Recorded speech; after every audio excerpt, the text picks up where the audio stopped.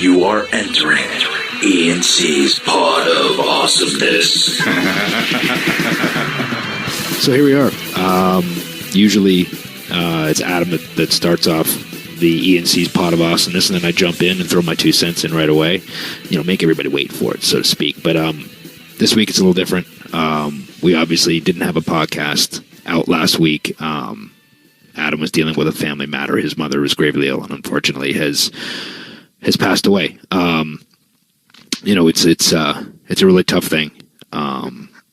You never know the right words to say in these moments. We grew up together. We've known each other since the 6th grade. My parents were like parents to Adam, and his mother was like a mother to me. So we were all very close, and it's just hard watching, your somebody that's close to you suffer, and obviously how close I am with Adam and watching him grieving and dealing with everything. It's really, really hard thing. And his mother, Judy, was, the reason why he succeeded the way that he has in his life. She had an iron will, and I think that's one of the things that she passed along to him. He grew up with a single parent. Judy was his mother and his father. She played both roles, and she worked 2, sometimes 3 jobs at a time to provide for him and make sure that he had everything that he needed. And so I think that work ethic right off the bat was something that was instilled in him from a very young age, that he was going to have to work for everything. And I think, when I said my Hall of Fame speech when I inducted Adam, that when he got into wrestling, his main goal was to make enough money to take care of his mom. All he wanted to do was buy her a house, so she had somewhere, she had a roof over her head that was stable. That was his main goal, and he accomplished that, and then some. And it's we're thinking about him. Our heartfelt condolences to him and his whole family. It's heartbreaking. I don't know what else to say about it. I'm kind of speechless. But with that being said, it has given the chance for one Tommy Dreamer to step into the co-host seat for today. He graciously set a few hours aside for us and then jumped in. So welcome, Tommy. How are you? That was a very, very nice tribute, and I'm sorry for your loss as well. A lot of listeners, I guess, don't realize how close, when you meet someone's parents in wrestling, I think it's really cool. And you and Adam have had such a long history, but I've gone on the road with him and his mom, and we talk about how close he was. Every time he knew he was winning a title, he flew his mom in so she could see it.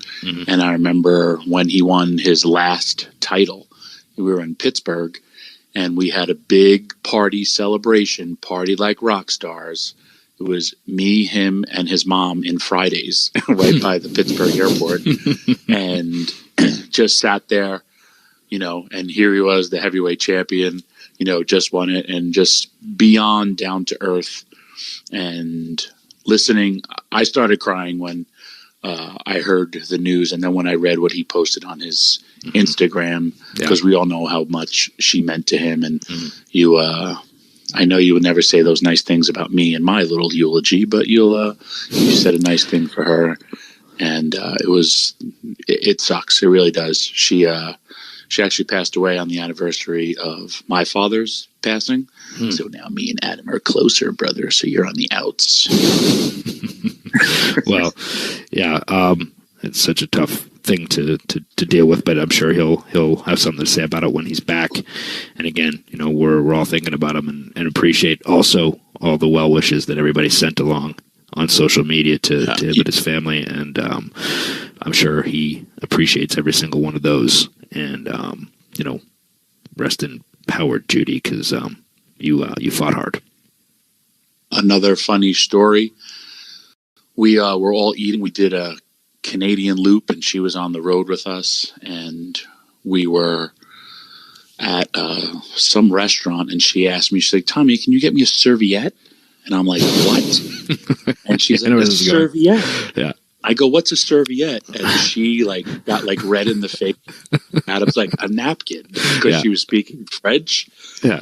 Like, and you know how she is, because like her face got all red and embarrassed, and Adam was just laughing. Mm-hmm. And then the night before, she had seen the match, and she goes, "Can I ask you a question?" She goes, like, "You always do this thing where like you spread your arms out and yell." She goes, "What do you yell?" And I go, usually ECW or come on, or I don't really know. So we go out after that, and like we had a big laugh in the ring. I mean, at the restaurant. So we do the match, and my time is right. So I hit my pose, and dude, I could see it right now. I had to look right under the rope. I go, I hit my pose. I look right at her, and I screamed on top of my lungs, "Serviettes!" And she popped so big. It got such a laugh. And like I did it like, "That was for you." Yeah. And whenever I would see her, I'd always say serviettes, and she would like still get red in the face. She was a wonderful woman. But funny. From a fan's, like, not even a fan, she's smart to the biz, but she was like, "What did you yell?" And then for that one night in Canada, I just yelled serviettes, and the entire place pops for me just asking for napkins during my celebration during a wrestling match. That's funny, but you could have used them to sop up your pit stains, because you sweat profusely from your arms, Tommy. Absolutely. Well, my Under Armour holds me all in tightly, and that absorbed a lot of my sweat. Yeah, again, it was amazing. He always made sure his mom was there for the big moments, and got to share in those times with him, and those were big moments in his career, and the fact that he wanted his mom there to share that feeling, shows you the bond that they had, and that's a bond that'll never break, no matter what. Our hearts are with the whole Copeland family. So, with that being said, I don't think that that Adam or his mom would want us to be down about they want us to talk and have some fun on the ENC's Pod of Awesomeness. I think, Tommy. More than that, I think they would want me to make fun of you. Well, that's kind of a gimme. Even in mourning, you will be a dick, because everybody knows Jay's a dick. So that's how you grieve. Oh, let's make fun of Tommy. Yeah, if you were here right now, I would sucker punch you so bad. What's funny is we were doing the Comic-Con a few weeks ago in Chicago. Actually, it was more than a few weeks ago. It was a couple months ago. And you were sitting beside me, but they had it curtained off. And I remember I saw you get up, and I saw you through the curtain. I saw you walking, so I threw a punch through the curtain, and I buckled you with a gut shot through the curtain you didn't see coming. That was a good one. Yeah. Thank you. Because I normally don't expect one of my top 5 friends to sucker punch me, but yes, when you're there, I should know this. And I'm not talking like a worked punch, wrestling fans. He legit sucker punched me as I was coming through a curtain. Well, you don't there's see a it saying. Coming, and then he's sorry, well, there's a saying, Tommy. And he's not sorry, because just like the fried mushroom, he means to punch you. He just doesn't mean to hurt you that much. And then when he sees that I'm not like broken rib or have to go to the hospital, or I didn't lose my eye from a fried mushroom, then he laughs, because he knows it's okay. Yeah. This is the dickness known as Jay. Tommy, there's a saying, expect the unexpected, awesome. Brother. What's that? The show on the network was amazing. Oh, yeah. I laughed my ass off. Yeah, no, I was going to bring that up. Obviously, it's a big thing, long time in the making. It's been on over a 2-year hiatus, as it were. The Edge and Christian show, The Totally Reeks of Awesomeness on the WWE Network, is back. It debuted this past Monday to some pretty, it was pretty well received, Tommy. I was very happy with that. Very happy. A lot of positive feedback. People liked it. I popped so big because the first thing of social media that the WWE, a publicly traded company, puts out there is the ICOPRO commercial, and which is basically me topless, and that's the clip that their go-to. This is what this show represents. Yeah. And I didn't see what you had done. I so know you were so into that, and you were acting like every 80s wrestler, and I know your nerdism so took over because you were so pumped and into that. I watched that twice, and I watched how excited you were because your hair was flowing because you were moving your head so hard. Did you notice the spit fly out of my mouth? Yes. The best thing about that skit was we literally did that put it together in less than 5 minutes. we were at the warehouse shooting something else, and we saw the IcoPro banner, and we're like, wouldn't it be funny if we did like one of those 80s like infomercial type things? And they're like, why don't we just try it and see if it works? And we strapped the thing. There's a ring there. We strapped the IcoPro thing up over the ropes. And Adam went and found some ridiculous shirt. I went and found some ridiculous shirt that said like something tacos on it or something. And then we literally just ad-libbed it and shot it once, and that's what it was. Coming off the heels of what everyone was hating for Monday Night Raw, because saying it's the worst Raw ever, and like, you know, where people want to blame that creative process, even on that show, because again, I'm part of it, you're part of it, Adam's a part of it, but there's so many different pieces that just came together. And then you guys saw that. I was like, what if I was the last remaining guy who's still on IcoPro? Because look at my body. And then like you guys all like laugh. And then Hornswoggle happens to be there. So then, you know, you're like, let's do a pose down. Yeah. And then I made fun of your swimmer's physique. You make fun of my fat body. And then you guys send me in the green screen, and I had to like just start flexing. Yeah. But like the beauty of that, of the creative process for the show is we are all brainstorming how to make it better because we're laughing when we're talking about it. Yeah. And then the finished product, dude, was amazing. Yeah. I remember just seeing it on paper, the Samoa Joe going for the cookies. And I remember you saying like, you know, that you had a lot of hands in on that. But then like I saw Joe, I went to SmackDown on Tuesday. And when he told me that, he's like, dude, we had so much fun. And then we did this. And like, he's laughing and grinning from ear to ear. Yeah. And that's how, to me, creative. And that, I don't want to go back to ECW, but like when me and Paul were doing it, it was just like, that's how we would bounce ideas off each other to make the product better. And I laughed my ass off watching the show and just seeing the finished product, because we don't get to see all of it. You know, they piece all these segments together. You know. Well, the thing is too, like when I see it, because I'll get you know, different cuts of the show. So sometimes I've seen it like already 10, 12 times, different versions of it before the final one goes out. Right. So it's almost like one of those ones I've seen it so many times. I'm like, oh man, is this funny? You know, because I've seen it so many times, I'm almost like desensitized to it because I've seen it so much. So then you worry like, oh my God, what if it's not funny? And then, you know, you watch it when it's out and you're like, oh yeah, okay, I get it. And then, you know, you start getting the feedback and stuff, and it's pretty cool because like everybody worked really, really hard on the show.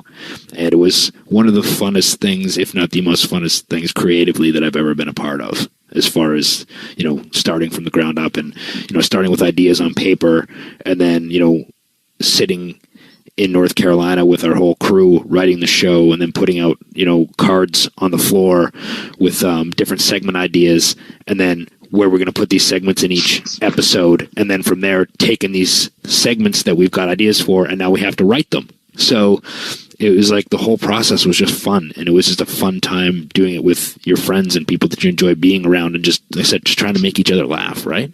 Absolutely. It's almost like putting together a great wrestling match. I remember so many times I've wrestled you, and I always put you over, though you've never put me over, about your mind of when we would do matches. You would never want to have the same match twice. You would always change stuff or be like, no, that's different. Okay, yeah, we'll keep that.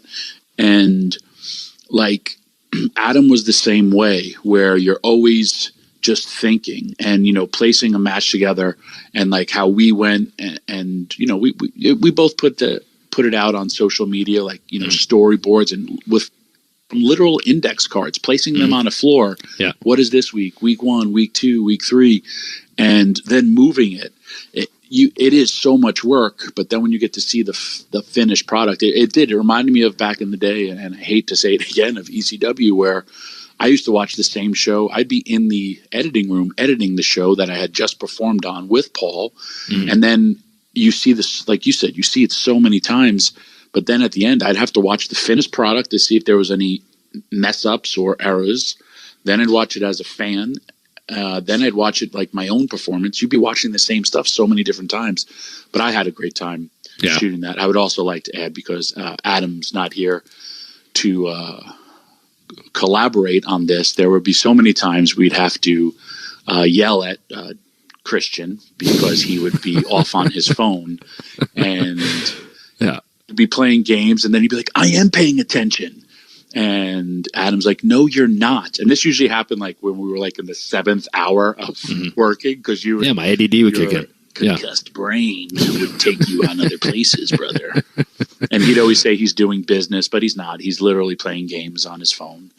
And then the beauty of it, we would call him out for not paying attention, or call him out for doing something, and then he would chime in with his mind. He would chime in like, what if we did this? And it would make it even better. And then we'd be like, man, we hate you, because he would throw something out there and it would just so add to it. Like, what if we lit Tommy on fire? Ha ha ha. Well, that's my process, Tommy. You know, everybody has their process, and that's the way mine goes. You're a creative genius. Yeah. And actually what I'm doing is I'm just looking at like the selfie camera into my own eyes, and I'm just telling myself that I can think of something great. That's really what it is. That's the business that I was doing. So I understand. Yes. But no, I'm glad that people like the first episode so much. I think that they're really going to enjoy the rest of the season if they like the first one. So keep sending us the feedback, brothers, because like I said, we had such a good time doing it. It was so much fun, and I'm just glad it's out there now. It's glad that it's finally. It was such a long time coming, so much hard work has been put in that everybody gets to enjoy it now. So it's good. WWE Network, I think it's on par with I seriously watch it from last season, and like we were joking about it, where I don't know if they're going to put on the season 2 because of like so much insider stuff. Yeah, but now with the Young Bucks be the elite show. The production value, it's just so much like that, where it's just so much insider stuff, where if you're a wrestling fan, you go back and watch it a couple times, or you just sit there like, how could they get away with this? But we did. Yeah, we did, brother. Hey, so something else happened that I know that you'll enjoy. I just looked outside my window and I thought about it. So I was putting up my Christmas lights this weekend, right? And it's something that I like to do every year. I like to do it by myself. I decorate the entire exterior of my home, my giant home, with Christmas lights, and I don't like any help, and it takes me literally the entire fucking day to do it, but I love it. And so this particular day, see, you're laughing already. You didn't let me get to it. Just because I know you and I know where this is, I just know I'm going to enjoy this. So, I'm sorry. So I love you so much. I just know. So I put the lights up, right? And everything's going great. And I'm pulling the 6-foot ladder up to my front door to put this big garland around the front door.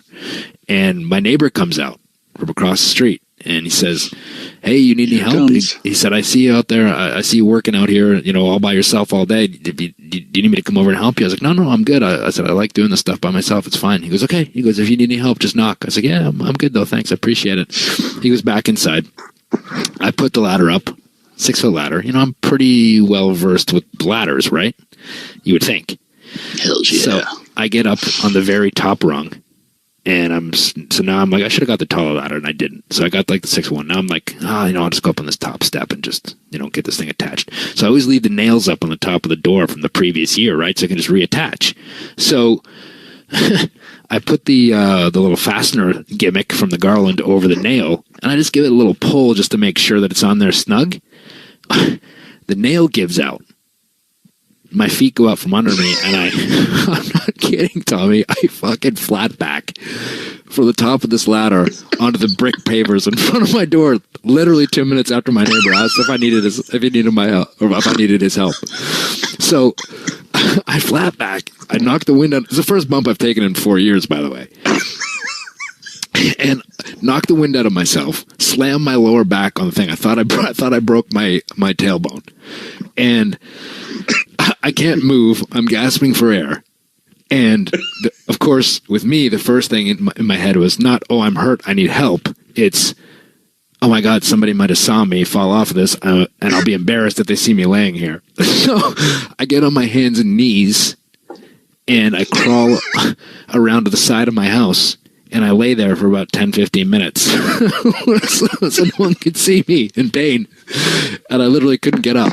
That is phenomenal. So, and I just will say this. Falling off a ladder and taking a bump like that hurts a hell of a lot more when you're not getting paid for it. I truly wish that something severely would have happened to you. Oh, thank you. It's because it would have been even a better story. But because you're such a trained professional, that's awesome. I thought you were going to tell me you like started to heal your neighbor because you're new and you didn't want him to come over here, and then like because that's total you. No, it's not me. I'm nice to my neighbors. Have you ever had a conversation with this person before? I was at the Cayman Islands for Thanksgiving, and we went with three other families, and they were one of the families that we vacationed with, so I know them very well. Wow. Yeah. Wow. Okay. Yeah. Well, then that's nice that he came. I don't talk to any of my neighbors. We're a tight-knit unit here, brother. But yeah, so anyways, I laid on the side of my yard, gasping for air. Luckily, unscathed, but it could have been ugly, Tommy. That's amazing. Thank you for sharing that story. That's awesome. Yeah. Do you remember the time, and I just drove it because I drove from Minnesota to Milwaukee, you spilled gas on your own jacket and you cut a promo on the guy working did? the gas station? Yes. This was the advent of the Hold Your Pee contest. Oh, it was? You were pumping gas into the car and it spit out on your brand new jacket. And then the restroom, the guy was like, it's broken, you can't use it. And they went, oh yeah? But I also spilled gas on my thing. Maybe you should get better pumps. Just put a promo on this poor guy. I don't remember this. You did. And then we got in the car and then you're like, shit, I had to pee too. And I was like, man, I got to pee too. Oh yeah, that's right. Started because we didn't want to go back in. No, you didn't want to go back in because of your anger that you cut a promo the guy for it wasn't even his fault because the gasoline shot all over your brand new jacket. Oh, that's not true, Tommy. I feel like that's not true at all. I think you're embellishing. But I do remember when I said, what's wrong? You can't hold your pee? And you said, no, I can hold my pee. And then I said to you, yes, okay, let's see who can hold their pee the longest. Yeah. And we ended up, I don't know, have we ever told the Hold Your Pee contest story? Have we told that? No. We were going from Madison, Wisconsin to Milwaukee, right? Yes. So it was a couple-hour drive at least. And, so that's how the Hold Your Pee contest started. And then we each had a big bottle of water. And every 10 minutes, we both had to chug a drink of the water while still having to pee. You were driving, and it got to the point where it was so bad. Like, I think you were even swerving a little bit on the road. And we were like trying to talk about different stuff because we had to pee so bad, but neither one of us wanted to lose this Hold Your Pee contest. And you were bent over like we're both going like, oh my God, I have to pee so bad. Yeah. And then you'd be like, drink. And I'd be like, F you drink. And then you just drink. Yeah. And then at one point too, I punched you in the stomach. No, you punched me in my kidneys. You had kidney shot, brother. And you punched me in my kidney when I was holding in pee as I was driving, doing about 70 miles an hour. And we were looking for a hotel. Yeah. And I think, too, at some point in there, too, I was thinking, whatever you do, Tommy, don't think about running water, or waterfalls or oceans. You want to win because you're a dick. So anyways, we pull up to a hotel. And this is before, like, we had anything pre-booked or anything. So we were just, like, walking in to see. And I was in the passenger seat, so the passenger always gets out to see if there's any vacancy. So I jump out. And I get into line, and there's somebody in front of me, and they're just taking forever. And they're just talking, asking questions. And I'm like, oh, my God, please. I have to pee so bad. And I look over to my left, and I saw a restroom there. And then I look over to my right, and I see you're in the car, but I'm just out of your eye shot. So I sneak away. I go in, had the most amazing pee I've ever had in my life. And I come back out. I ask. Tell the listeners, you give me the thumbs up, and you're still selling. Like Yeah. So I check us in, and I come back out selling like I still had to pee. And I even stayed in there a couple minutes extra longer just to make you suffer because I knew how bad your bladder was and it was about to explode. So I come back out to the car selling that I still had to pee. And when I get in, you said, I can't take it anymore. And you jumped out, left the door hanging open, ran in, and came back. And then I think I even milked it for a while before I even ever told you that you actually won. No, the guy at the front desk told me that you did. Oh, did he? Okay. What did he say? Yeah, you would have cheated you would have cheated the entire our relationship if it wasn't for the guy who's you off. He's like, he peed already. Because I told him, he said, yeah, he used the bathroom, blah, blah, blah. And I was like, what? And you're like, Tommy, I did not. Meanwhile, we're 30-something-year-old men, and this is how we have to entertain ourselves on the road. Well, that's things you do. With the world-famous Hold Your Pee contest. Yeah. And we did it for about an hour and a half. Adam was the king of it. Adam could hold his pee forever. You're a dick. What's going on with House of Hardcore, absolutely. Tommy? You want to talk about it a little bit? Yeah, we got House of Hardcore Blizzard Brawl for it all in Waukesha, Wisconsin. Myself versus the Monster Abyss in the last ever Hardcore War. It'll be the last time I ever face Abyss. That's my selling point, and I will never face him ever again. Mindy. And Willie Mack versus Sammy Callahan, LAX. It's a really good show. We do it, every year. Yeah. I'm actually been on the road since Thanksgiving. I wrestle every day, and this is my own show, and I look forward to it. The next week, Indie Darlings, that card is very much subject to change because Adam's not appearing there. I had Joey Ryan versus Bubba Koresh. Joey can't work because he tore his pec. One of my surprises was Marco Stunt, and he broke his leg.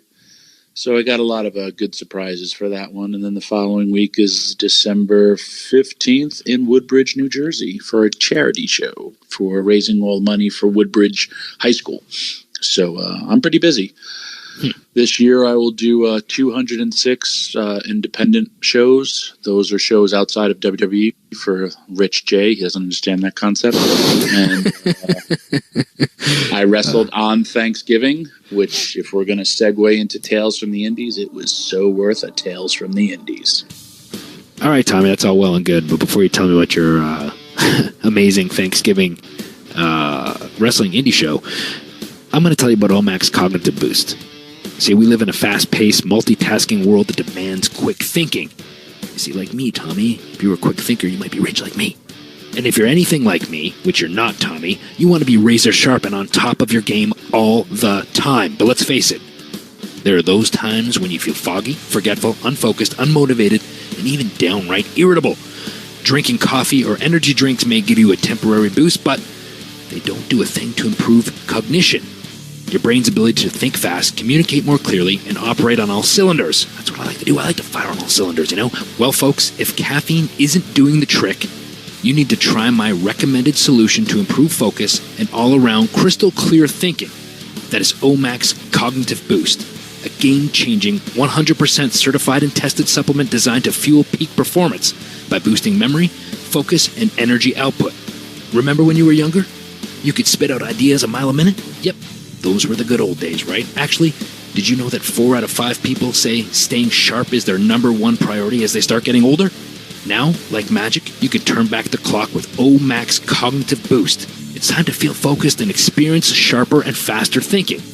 If you're looking to elevate work performance, improve your motivation, get that promotion you've been chasing, all while keeping the kids and the family happy, then Cognitive Boost is the boost you need to get there.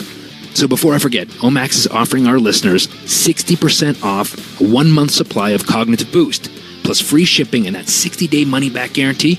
Just go to omaxboost.com/awesomeness today to take advantage of this incredible savings. omaxboost.com/awesomeness for 60% off a 1-month supply. You might be wondering, how does this one simple supplement give me these alleged superpowers? Well, the secret is the dual action and breakthrough technology of 2 powerhouse ingredients called Alpha and Omega. You may have heard of omega-3s before. Well, this formula uses high DHA, which is the omega-3 that is critical to brain health and supporting key cognitive functions. It's combined with alpha GPC, which is the key to faster neurotransmission. Basically, it improves your mind and body connection. All of these ingredients are safe, natural, and backed by years of clinical research. Trust me when I say this stuff directly impacts physical and mental performance, strength, agility, cognition, daily motivation, pretty much everything. You will feel energized with absolutely no jitteriness or crash. So if you're ready to optimize your mind and body's fullest potential, you need to try Omax Cognitive Boost. Trust me, this is game-changing, and it can truly benefit anyone out there. Go to omaxboost.com/awesomeness today to get 60% off a 1-month supply, plus free shipping and a 60-day money-back guarantee. That's omaxboost.com/awesomeness today to get 60% off a 1-month supply, plus free shipping and a 60-day money-back guarantee. omaxboost.com/awesomeness. Terms and conditions do apply. Oh, let me tell you something right now, brother. Oh, Christian, it's pretty obvious you have been taking your own Max Boost, brother. It hasn't hit you in the brain cells, and every single one of them yet that you made the mistake of a lifetime, brother. Ooh, you made the mistake of a lifetime because your ghost should have been me. Oh, the master of the small package, Paul's package, brother. Ooh, the man from Grapevine, Texas. I walked that line all the way down, grabbed myself a headset, and I could go this better than anyone, but instead you got Tommy Dreamer. Ooh, if I could get my hands around these girls, I would hold him down on small package him for a good 45 minutes. Oh, he would never get a word out of his larynx, out of his throat, out of his mouth. Oh, Paul's package is back, brother, and I'm out of here. Tommy.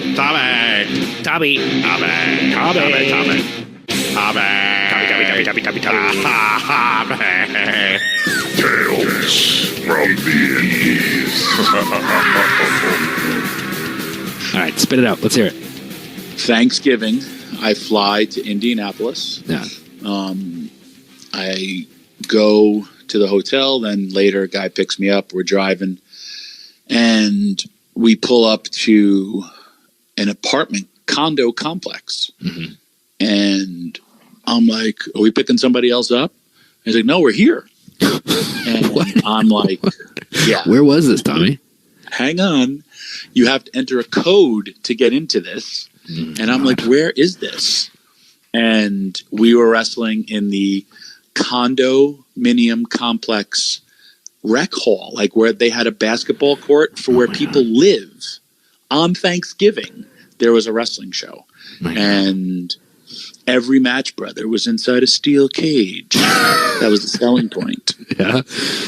Huh. And I walked in, lo and behold, there's a ring. We were on like your gated community. Well, not yours because you're super rich, but this was like in maybe middle class. Yeah. A condo complex in their gym on their basketball court. They set up a steel cage and a ring.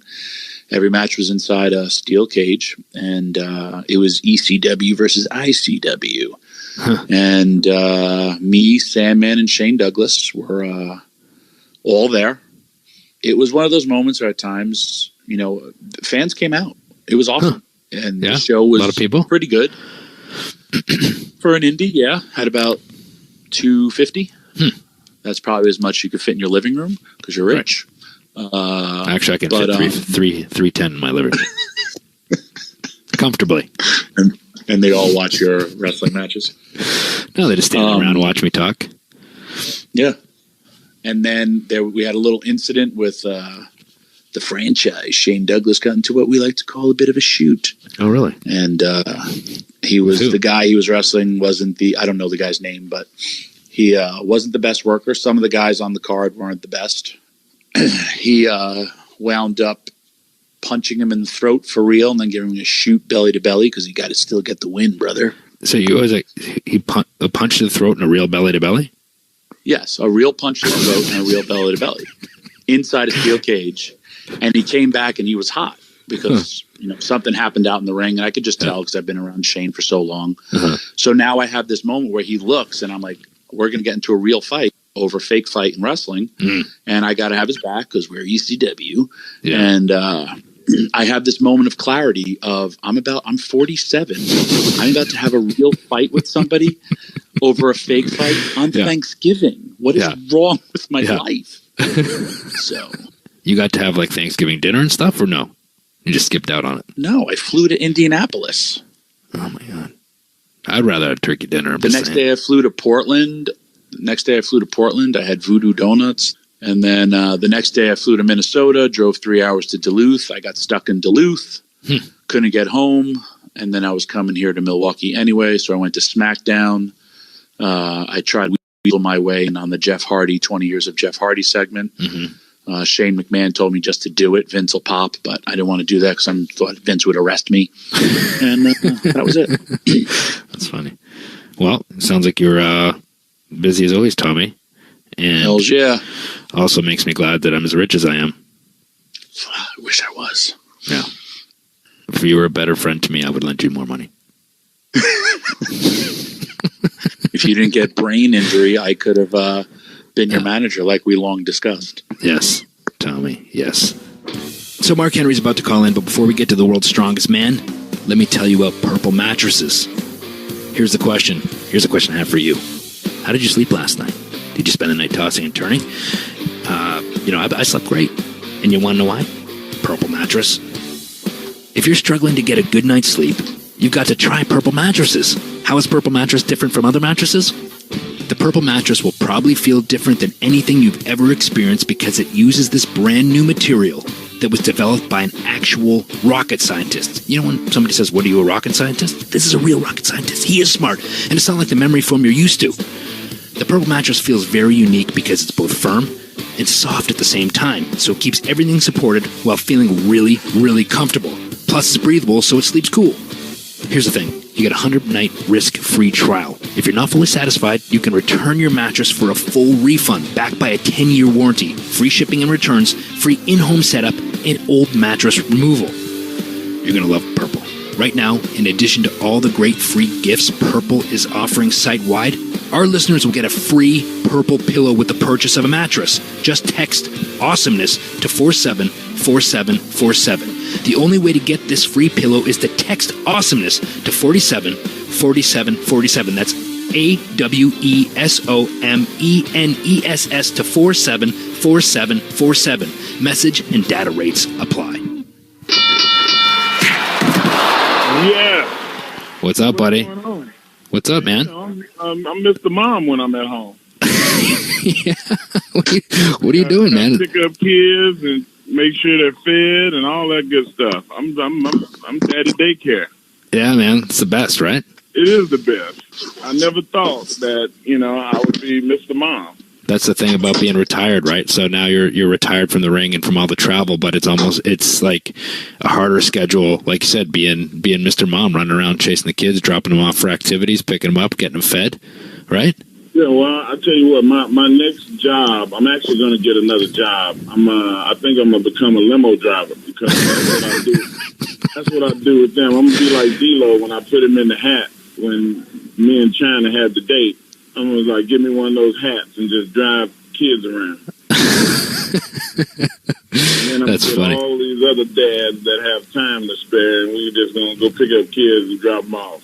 Well, the good thing is about that is your son Jacob, at least he, doesn't have an opinion on anything, right? He'll just sit there and be quiet and he won't talk. Oh, yeah, just a mute. He just... Jacob has an opinion on everything. I know. And he told me, you know what, Dad? I want to be like Dan Patrick. I want to have my own show, and I want to have it on TV as well as radio and all of it. I'm like, so when did this come about? He's like, well, I mean, you're doing radio. All you have to do is tell them that how good I am. And they'll hire me. That works. Yeah. Don't quite know, but I wish you would, because Dan is a pretty damn good example to be. Yeah. Well, I mean, the funny thing is, too, Jacob is he's like the cutest kid, right? Like, he's not shy whatsoever. Like, he just says what's on his mind, but he's a thoughtful, like, sweet kid. Like, he really is. And I can see him he can do whatever he wants, man. I mean, like I said, he's not shy at all. So if he wanted to do that, he'd be probably really, really good at it. Well, I'm going to tell you, he'd be really good at it, because I constantly say, Jacob, come here. And then, what is the running back name for the Tampa Bay Buccaneers? And he was like, yeah, this guy.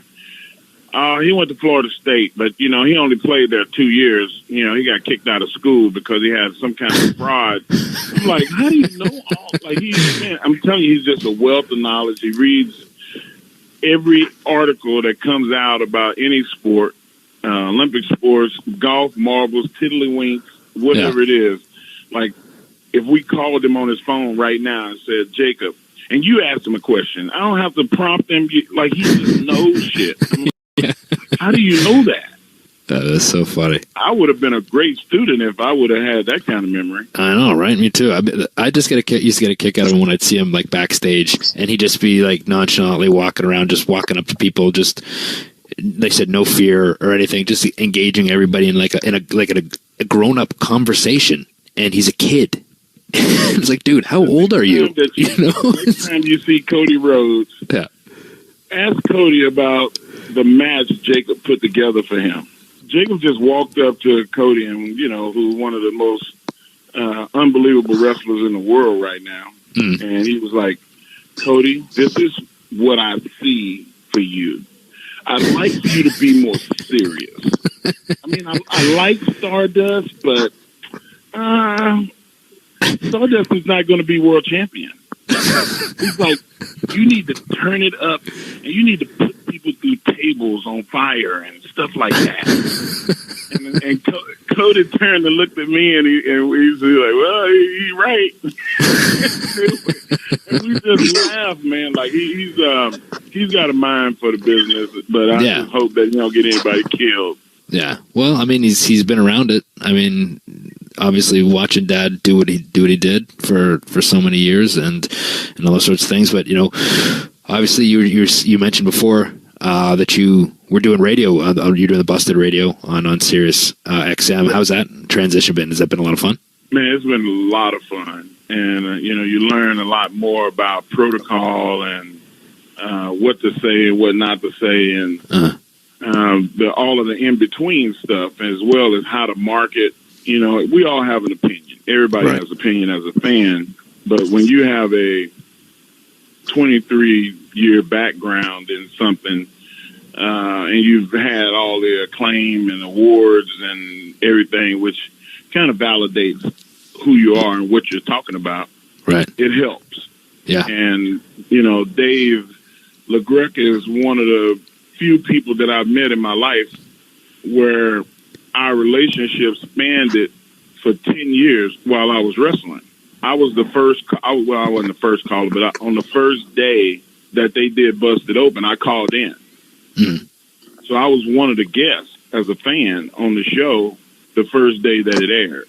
So that's how far I go back with Busted Open. And we talked all the time. And I told Dave 10 years ago, I was like, man, I would love to have a job on the radio talking about wrestling. That's cool. He was like, why not? And I was like, well, when I get close to the end, I'll give you a call. And that's exactly how it happened. Well, Tommy's been doing that as well, right? Tommy, you've been doing some stuff at Busted Open. Absolutely. I'm the fill-in host when none of the guys can make it. So it's a start, but I love it. And, that show has risen in popularity. The wrestling fans are really, they sound off. And when they almost went NFL, how they wanted to go from 1 day a week to 2 days a week to 5 days a week, where we're going to have men who played the game and the host who's an awesome wrestling fan.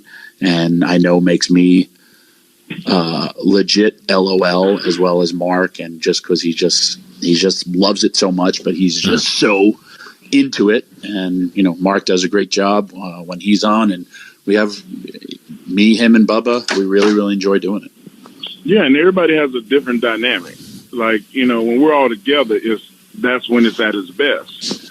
And I've actually made some suggestions to having at least 1 day a week or having a podcast with all of us in the same place at the same time doing the show, even if it's live events where, like, we would go and host something before the pay-per-view or after the pay-per-view or I wanted to elevate. I wanted to grow. And it has grown. And, me and Tommy and Bubba and Dave, hopefully we can get some of them upgrade checks in the next year.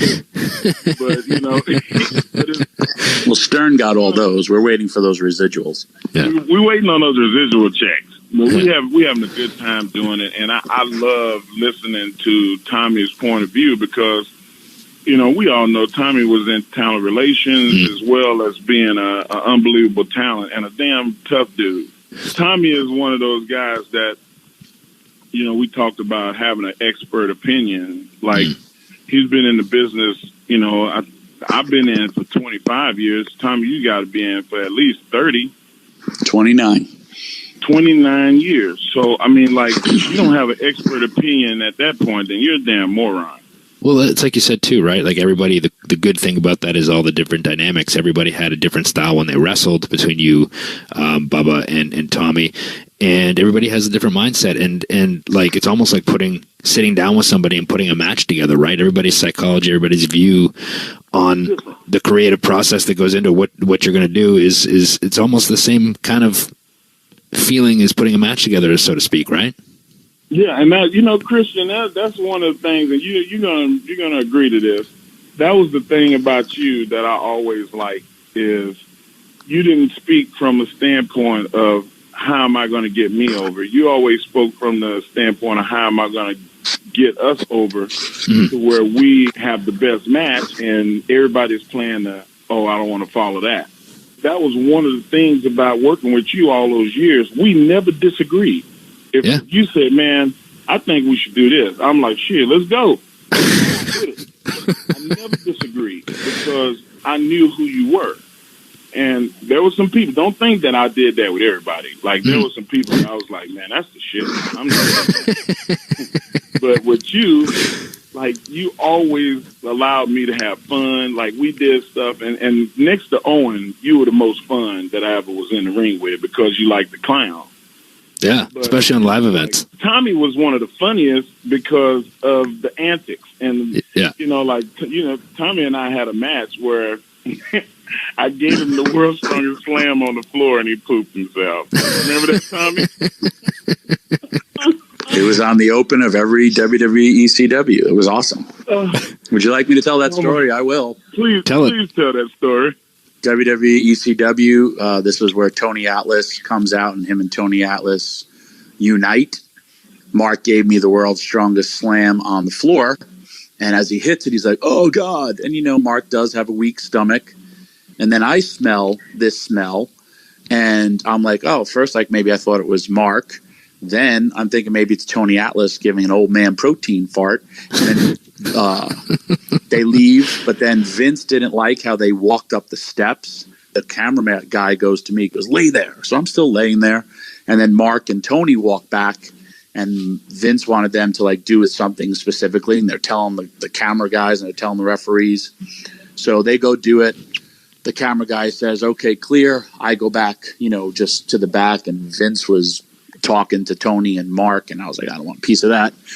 So I go in the locker room and I go to shower, just pull them off, jump in the shower. And I forgot my old underwear. And on the chair, I come back, and on my underwear is like this really hard. Well, it looked like a Tootsie Roll, but like a thicker Tootsie Roll. Oh my God, and Tommy! I look at it, and I'm like, I look at it. Oh, it gets better, and then I pick it up and I smell it, and it's the worst smell ever. And I'm in the locker room, and it was Lance Cade. I want to say Randy Orton. Someone else, and I go, which one of you motherfuckers shit in my underwear? Because I thought someone was ribbing me and put a piece of shit in my underwear. And then I go, because then I realized the smell out there, and I was like, did I shit in my underwear? And like, these guys are all looking at me like, oh my God. Then I take my underwear and I run to the doctor. I go, hey man, can I show you something? And I open it up and I go, this smells like shit. And he goes, it is. Oh, and I go, Doc, I've shit my pants before, but I didn't feel it.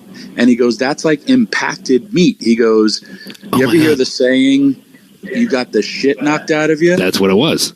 He said, you got hit with such force that it just flew out of you. And I go, but how did I not feel it? He goes, because it really wasn't like you shit your pants, but you did. And He goes, people pay a lot of money to get colonoscopies or get cleaned out. He goes, you got one for free. Which leads me to my next point. I will accept that $900 from that colonoscopy. It's funny too, like you talking about like how strong Mark is. That's one of the things you were talking about. You know, we're working, putting matches together and stuff. What I like when I could work with you, Mark, just because the dynamic was so different, just like because you literally were like like so strong, and you could do things with you. You know, you knew it wasn't going to be the fastest match or the most mobile, but there were certain things that we could do that you couldn't do in any other matches. Like I remember I used to take this pancake bump with you, where you would throw me up in the air, and I would go straight up, and I would come down and land on my belly, and I felt like I kept going up all the time. Like I was like at one point I was like, "Fuck, am I coming down from this or how hard?" Like you know, it felt like you threw me like 50 feet in the air. But I remember like doing certain things where it would get my mind working because I knew I could do some different stuff with you than I ever did. Like I remember one time we did something to the floor, and you came down to the floor and you pressed me from the floor, and you threw me up onto the apron, and I hangman myself on the top rope from the apron, and I turned around and sold again, and you pressed me, and then you walked up the stairs with me in a pressing position, and then you pressed me over the post back into the ring. Like just stuff like that I could do. It was just, you know, that's the stuff that just the different dynamic in our bodies that we could, you know, have some fun and just do different stuff. And, you know, just like I say Owen a lot because that's the way we worked against each other a lot. Owen would like to run into me, and I think that, and it was in his own way. He was like, one of these days I'm gonna knock his ass over. But he would hit the ropes at such a high rate of speed, try to knock me over. Yeah. And when he couldn't do it, he would stomp like a child and just, God damn it! Well, just one day, I wish you would just take a bump, and then he'd turn around and I'd clothesline him. And we worked a lot like that. I mean, not to that extent to where everyone would, you know, cut promos and jump up and down like a child, but like you would hit the ropes and hit me sometimes and bottom out and then just roll under the top rope to the floor like, holy shit. And you could make me look so good. And I used to think to myself, like, he's not working for him. He's working for us. And if more of the guys work like that today, then I think the product would be even more outstanding. I think it's outstanding now. And, you know, speaking of Cody Rhodes, I love watching Cody work, like with anybody. But, you know, like watching the matches that Cody has had, you know, even the All In,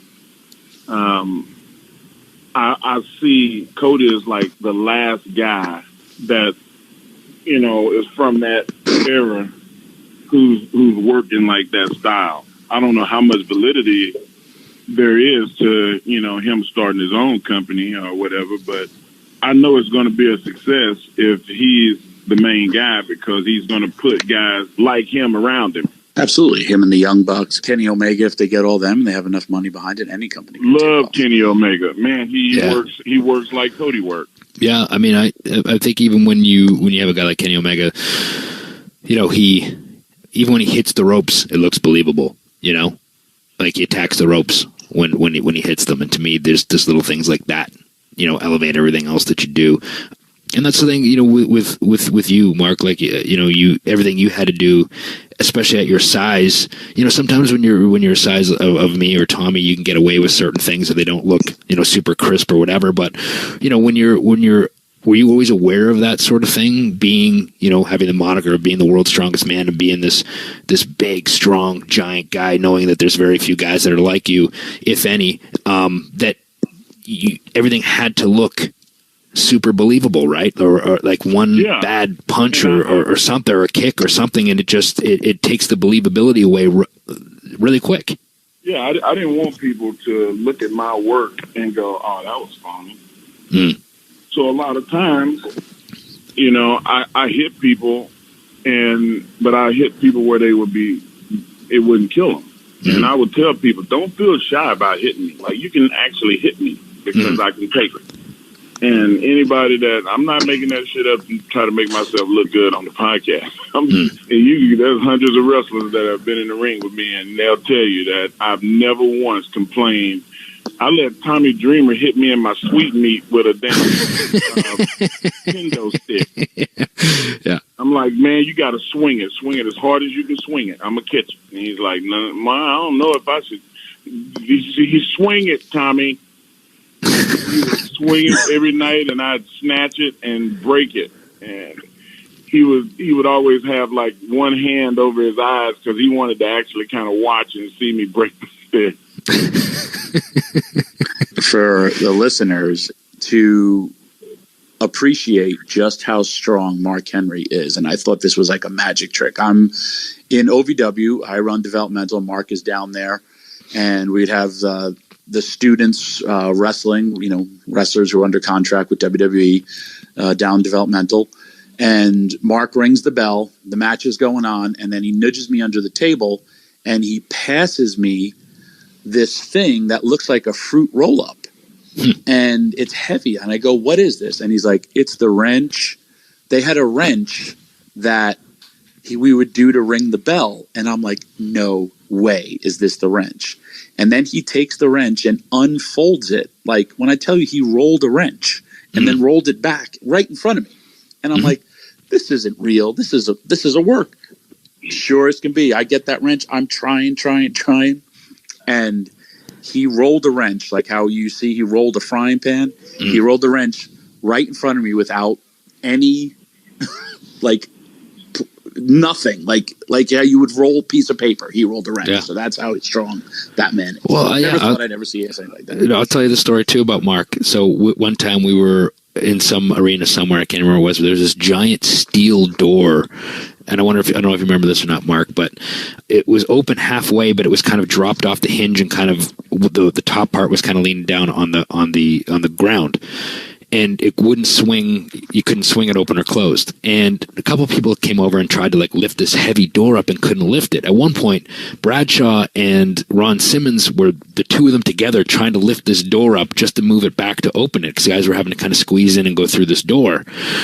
And so everybody just kind of gave up and like, I guess that's the way it is. Just leave it there. So in comes Mark, just, you know, doing his slow walk into the locker room, just minding his own business. All of a sudden looks over, sees this door, looks it up and down. One hand picks this door up, walks it over, drops it, and then walks in. Everybody's like, oh man, like there were like 4 or 5 people trying to lift this thing up. It was so funny. We've been trying to lift the door all day. Like, why didn't you come in earlier? Do you remember in Lafayette, Louisiana, Arn Anderson used to get to the building and he used to go and work out in the ring with Goldust and the girls. And then he would go get showered up and, you know, get ready to do his production stuff and his agent's duties. Yeah. Well, do you remember the old school lockers that had the little finger slide where you raise it up and you open it? Well, Arn didn't realize that the locker that he put all his clothes in, the little metal spigot was gone. Yeah. So when he shut the door and left, like, he locked all his stuff in the locker. So he's locked all his stuff in the locker, and they come back, and, you know, he can't get in. And Chris Benoit and Ron Simmons and, you know, Billy Gunn and a few other guys, they went and got a crowbar from the building, and they were trying to get that lock open. Me and D-Lo come in. Ron Simmons is like, you know, dying. He's like, listen, man, I'm done. You're just going to have to get them to get a machine and cut it open. And I walk in, and he was like, no, oh, Mark, come on, Mark, open this locker. And there was, you know, they had crowbarred the top in the corner to where I could get my fingers in there. And I put both, you know, put my, you know, 4 fingers in there, and I kind of like leaned back a little bit, and I like jerked on it, like pow, and it broke the little metal thing, and the locker flew open, and Ron said, there's your damn door. That's Chris Benoit just falls on the ground laughing. I mean, just belly laughing. And they were like, Jericho was in there too. Jericho said, Mark, we have been in here with this damn crowbar for like 45 minutes trying to open this. And you just came in. And he was like, if you ever get angry, please don't hit me. I was like, Chris, why would I hit you? It was so much different then than it is now. I tell guys all the time, like, you know, I was entertained by being in the locker room the first 15 years of my career. The last 8, you know, it was kind of boring. Like, you show up and everything is everything, and then you get in the car and you leave. And it was like nothing eventful. And we always had a good time in the locker room. You know, even when it was a bad time, it was entertaining as hell. So, I mean, it was a little bit different. I know you've talked, extensively about your accomplishments as far as weightlifting and stuff goes, and how it led to your wrestling career, and obviously you had a super long tenure in WWE. But I mean, obviously the pinnacle of that for you, much like myself as well, and it came really late, was your world championship runs. And for me, it was one of those ones where I always felt like I could do it, and I could. If I was ever given that opportunity, I could fully, kick that door open and take it.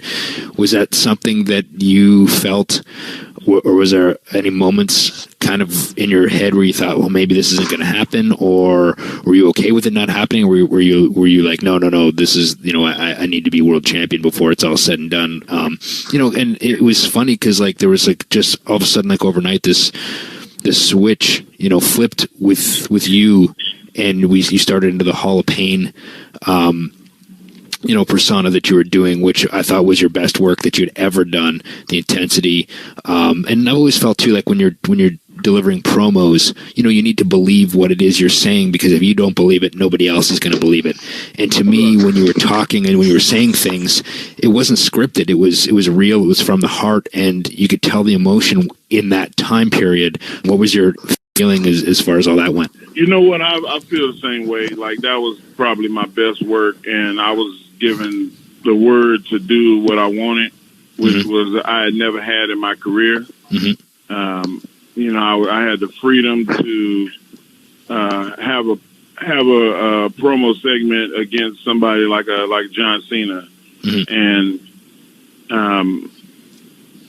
I could go out there and say, listen, just because you won a bunch of championships, just because the company is behind you, and because you do make a wish, because everybody loves you, don't mean that I do. And when I see you on this date and this time, like, I'm going to bury you. And all of these people that clamor behind you, they're just a bunch of puppets.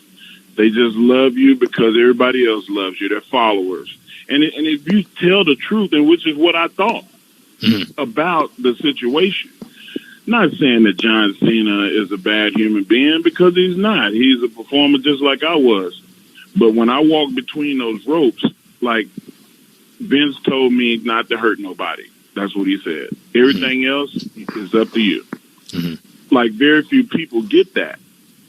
And, like, I was able to parlay that into about a 3-year period of just me just beating the bloody hell out of people, and I got the carte blanche to be able to go and do whatever I wanted to do. And I think that it was all the years of me not hurting people. It was all the years of me being easy to work with. It was all the years paid off to be able to go out there and do what I wanted to do.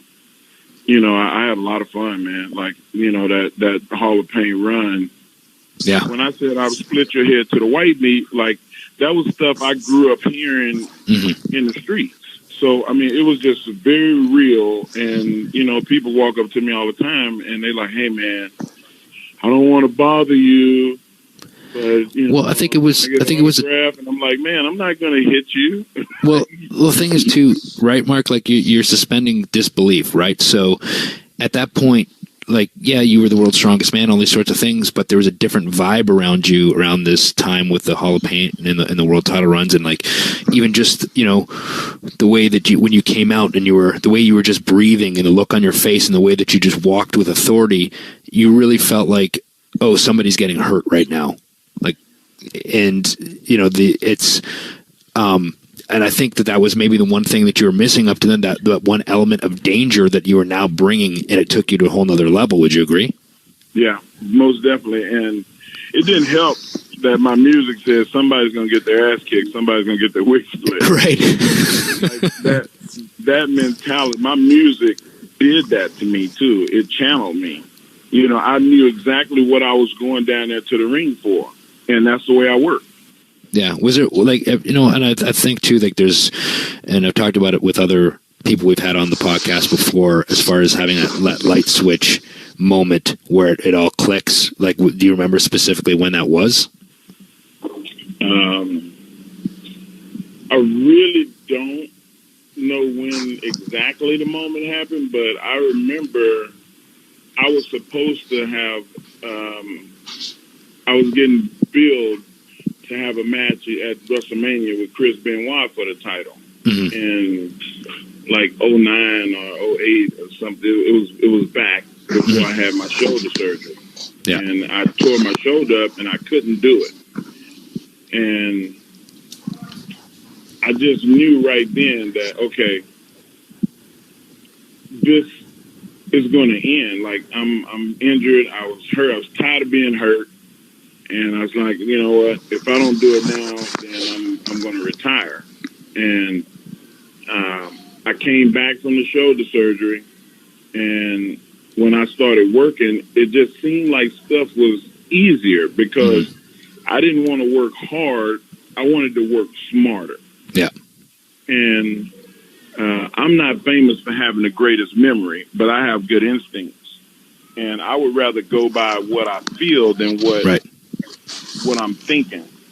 And I would never push myself on nobody, but I would say, look, this is not right. Mm-hmm. And I would go to this, and you know, and it felt right.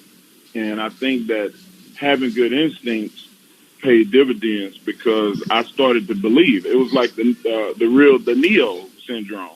Yeah. It was like, you know, no. When I said no, I meant no. And if I felt something, I just went in that direction, and I would come in the back, and Vince would be standing there clapping like, "Bob, that was good shit." Yeah. You know, like, what made you do that? And I was like, it just came to my head. And he's like, do that. Do that.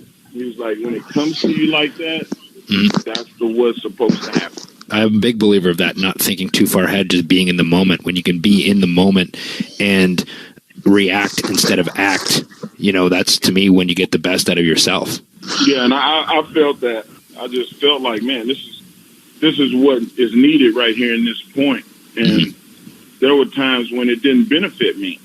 Like, my instincts would tell me, hey, you this horrible, mean character, but this person starts getting the best of you, just powder. Just get out of the ring and walk. And it would make that person look like Superman to fend off this big monster. Yeah. And I did that for the people that I work with because that's what you're supposed to do. Hey, Mark, I got two questions for you. Are you, I don't want to say disappointed, but I don't know why you never got a last match, like a build last match. Were you hurt, or was it just like your contract's up and we're going to make you like an ambassador? I've been injured for about 3 years. And, oh, wow. I didn't want to. It wasn't Vince. It wasn't the office. It wasn't, I got some kind of heat with the company or nothing like that. I just told Vince, I said, man, I'm done. Like, I don't want to wrestle no more. And he was like, what? And I was like, man, my body is I'm just hurting everywhere. And I had an SI issue in my back that I just never addressed it. And I tore my knee up in 2002. I don't know if any of y'all remember, but it was bad. Like, I tore my IT band. I broke my kneecap in half wrestling Kurt Angle, and I used to sit on the floor and say, hey, man, my kneecap is off. Can you step on my kneecap to pop it back in place? I was doing stupid stuff like that rather than going and getting it fixed. And then when I had the match with Rey Mysterio in Dallas, it just exploded. So when it exploded, it tore up so much stuff I had residual damage. And even though I healed up and I came back, I was still in pain all the time. And, like, even now, I know Christian, every now and then I would catch Christian walking behind me, wobbling like I wobble. And I would see him, I was like, okay, I see you. And he's like, oh, no, I'm just playing, Mark, I'm just playing. And I've wobbled like that all these years because of how bad my knee was, and I just had my knee fixed. And Nice. This is the best that my body has felt since probably when I was down in Louisville. Right. You're also a lot leaner. I couldn't believe when I saw you. I was like, man, you got that. I had that old man walk. 40 years old. That's not old. No. And, now it's fixed. And, I can't never say never, but in a way, I feel like I owe the fans the last match. But like I'm not the world's strongest man no more. I'm not that guy. If I come back, it's going to be a different Mark Henry. Yeah. And I think more of what I was when I left and decided that I wasn't going to wrestle anymore will resume. But that's not on me to make that decision. If they want me back, then they'll call me and say we want you back. I didn't buy Ferraris and Testarossas and waste my money. I don't owe the government millions of dollars. Like I've done what I was supposed to do. Right. And it's funny too. You were just saying that you're not the world's strongest man anymore. I think you'll always be the world's strongest man to me, Mark.